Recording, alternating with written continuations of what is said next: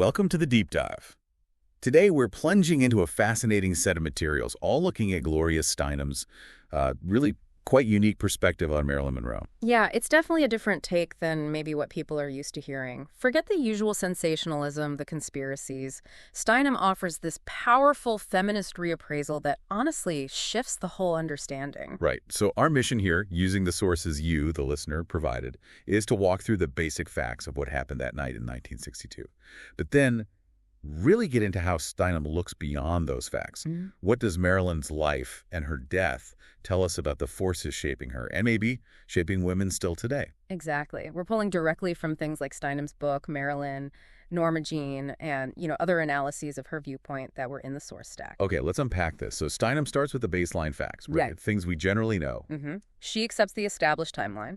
Marilyn died August 4th, 1962, at home in Brentwood. And the official cause? An overdose, acute barbiturate poisoning. Correct. And the sources lay out the sequence Steinem works with.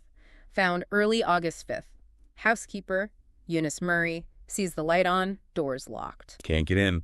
Calls the psychiatrist, Dr. Ralph Greenson. Yep. And Greenson famously gets in through a window, finds her. And she was found in bed. Telephone receiver in her hand. I remember reading that. That's right. And then her physician, Dr. Hyman Engelberg, he arrives later and officially pronounces death around 3:50 a.m. And the coroner's conclusion, looking at the scene, the empty pill bottles, was probable suicide. Exactly. Now, what's really key about Steinem's approach, and you see this in the materials, is she doesn't get bogged down in, second-guessing who was there or weaving some complex plot. No shadowy figures introduced. No. She accepts these people. Murray, Greenson, Engelberg were involved as reported. She assumes they acted, according to the protocols and understanding of that time. Her focus just isn't on solving a mystery in that sense. Okay, so if she accepts the who and the basic how, where does she take it? What's the shift? Yeah. The shift is huge. It moves from a kind of whodunit to more of a what system did this? She zeroes in on the conditions, the cultural environment, the intense pressures that left Marilyn so vulnerable and isolated, despite being massively famous. So things people point to as inconsistencies in the story. What does Steinem make of those? That's interesting. She doesn't necessarily see them as proof of a cover-up. Instead, she views them almost as symptoms. Symptoms of what? Symptoms of the profound confusion surrounding Marilyn herself. Symptoms of the completely contradictory narratives that society, the industry, everyone basically imposed on her. Contradictory narratives? You mean like the constant intense pressure to be the ultimate sex symbol, right? This alluring, available object of desire. Yeah. But at the same time, Steinem really highlights Marilyn's own deep longing for something else, for real autonomy, for respect as an actress, for control over her own image and life. Those two things sound fundamentally opposed. They were. And Steinem argues, drawing from the sources, that this conflict manifested in very real ways, unpredictable moods, her dependency on medication, which was often prescribed to help her cope with those pressures, and this really painful feeling, Steinem describes, of being simultaneously idolized, put on a pedestal as an image, but completely unseen, completely misunderstood as an actual person. God, that sounds incredibly lonely. Yeah. To be seen by everyone, but not actually seen. Exactly. And that context, for Steinem, is absolutely crucial for understanding her death. So while the official ruling is probable suicide, based on the pills and the circumstances, Steinem's point is that given the constant internal conflict, the external exploitation, an accidental overdose from trying to manage anxiety or sleep, or a death rooted in sheer despair, those outcomes become tragically plausible. Almost unsurprising within that framework. It's like the culture itself created a situation where tragedy was almost inevitable, regardless of the exact mechanism. That's a really good way to put it. And Steinem also points out how the public reaction to her death, swinging between the sort of romanticized victim narrative and lurid conspiracy theories, actually tells us more about our societal anxieties and obsessions than it does about Marilyn herself. People project it onto her. Okay, so Steinem isn't necessarily saying it wasn't suicide, but she's reframing the cause. Less about individual choice or pathology, more about the environment. Precisely. She interprets Marilyn's death much less through a lens of individual pathology, just labeling her as mentally ill or inherently self-destructive, and much more through the lens of systemic failure. Systemic failures? Like what specifically? Well, she argues that the chronic depression, the substance dependency, the vulnerability to overdoses weren't just happening in a vacuum. They were actively fueled, driven by relentless external forces. The studio system. for one. Absolutely. The studios treated her more like property than a person, let alone an artist. Their demands were relentless. Then there's the media. Steinem uses the phrase voracious gaze, which is so evocative, this constant dehumanizing scrutiny of her body, her relationships, her every single move. And a lack of support. Critically, yes, a lack of protective structures. There just wasn't the cultural understanding or the support systems back then that might have helped a woman navigate that kind of unique, incredibly exposed position. So it wasn't just her personal struggles. The system itself was almost working against her well-being. That's the core of Steinem's argument.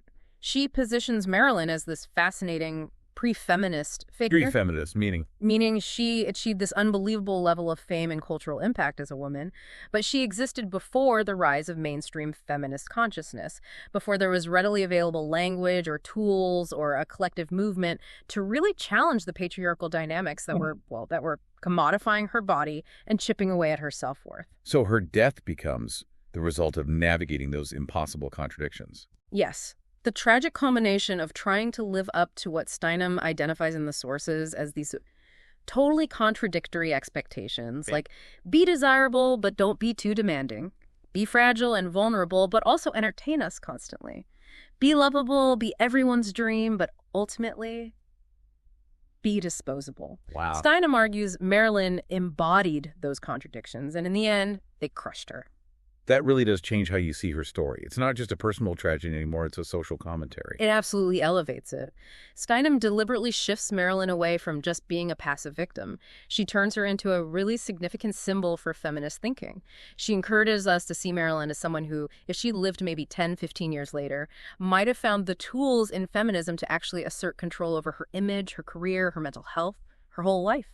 So the things she struggled with, being objectified, the mental health issues, fighting for creative input, just trying to define herself, these weren't just her problems. They foreshadowed core feminist issues. That's exactly Steinem's point. Marilyn's importance for feminists isn't that she was an activist herself. She wasn't trying to lead a movement. It's that her lived experience so starkly, so painfully, reveals the incredibly high price demanded by a culture that both worshipped her image and exploited her reality. Did Steinem think she might have become a feminist later on? Steinem speculates about that, yeah. She acknowledges it's just speculation, but she wonders if Marilyn might have eventually embraced feminism, used her huge platform to challenge those forces. But the real tragedy, in Steinem's view, was the absence of that supportive feminist framework when she desperately needed it. It sounds like Steinem approaches her with this really interesting combination of deep empathy, but also sharp critical analysis. That's a perfect way to put it. There's huge empathy for the person, for Norma Jean, the orphaned kid thrown into the Hollywood spotlight. But there's also this clear-eyed, critical awareness of how those massive cultural forces shaped her, limited her, and ultimately contributed to her destruction. So she's not just a tragic icon or just a cautionary tale about fame.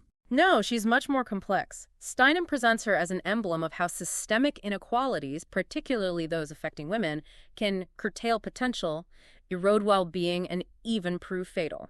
And by putting her final hours back into that broader context, Steinem isn't really trying to solve the mystery of her death. Not in the traditional sense. She's using it to underscore why feminist critique was and remains so necessary. Right. Marilyn's life and death become this powerful illustration of why we need a culture that actually values women's autonomy, their health, their creativity as individuals. Or rather than just valuing them as commodities to be consumed. Yeah. Absolutely. So stepping back, what's the big takeaway here?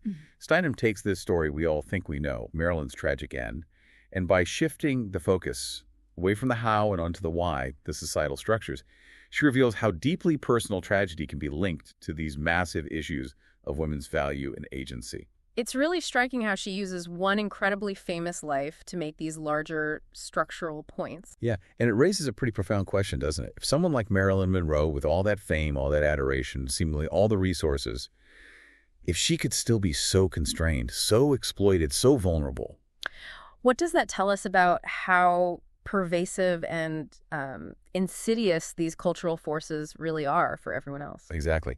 Suddenly, the specific facts of August 4th and 5th, 1962, through Steinem's lens, they feel less like clues in a detective story and more like evidence of the immense weight that can crush a person's spirit when they lack real power, real support, real autonomy. Yeah.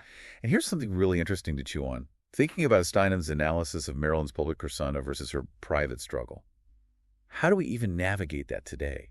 In this age of constant social media, curated online lives, intense digital visibility, That's a great point. it really makes you think about the pressures, maybe different but still intense, placed on people, especially women, to perform certain roles, project this perfect image, often at a huge cost to their actual selves or well-being. Yeah, the pressure to perform is still very real. Steinem's look back at Marilyn suddenly feels incredibly relevant, doesn't it?